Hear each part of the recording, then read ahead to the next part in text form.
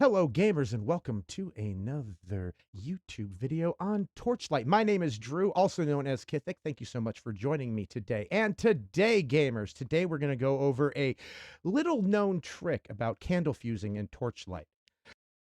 As you might not know, candle fusing is a 6-choose-3. That brings you down to, as we have three mods that we're going to ending on our finishing candle. There's a total of 6 mods total, and that gives us a 1 in 24. 1 in 24 is pretty damn bad. Like, no one wants to try 1 in 24 because majority of those are going to be failures.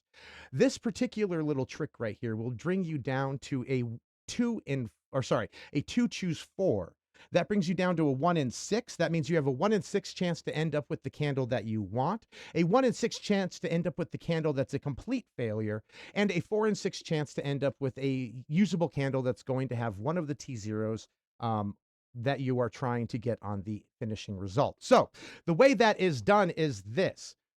We are going to get a mutation to occur on the candle as it is fusing. And the mutation is going to lock in one mod section. In this particular one, I want to point out that I am not doing usable candles. These are cheap candles just to prove the point. So this is going to mutate into a random T0. Generally, that is not what one wants. A lot of times what I personally do with this particular technique is I'm trying to get a 2 T0 plus a 1 T1 mod. So I'll generally put on something like aura effect, mana compensation, movement speed, elemental resist, different things that are needed for the build as I go. All right, so as you can see, chat, let's go with the end. I ended with 2 T0s. It's still going to end up with a 2 T0. That's one of the techniques, or one of the end results. It didn't give me a 3 T0, didn't give me a 1 T0. So this is a semi failure. Now, every one of these semi failures, depending on what you're doing, are also a semi success. So a lot of times you can then sell those off as you want. Now, that was with the random T0, because again, I do not have any candles that I picked up where I could show into a T1, or sorry, a T2 mutating into a T1, but that is also the other technique. Anyway, here we go for another quick example. There you go, chat. And this was a beautiful one right here. This right here debunks the very much thought of, but wait a minute, you can't fuse a candle that has 2 T0s on the same line.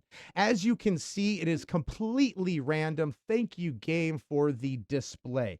And as you can see, chat, this is the one of the desired results. I just made a 2 T0 candle with the T1 that ideally would be usable. In this case, these are all junk mods that were just used to prove the point.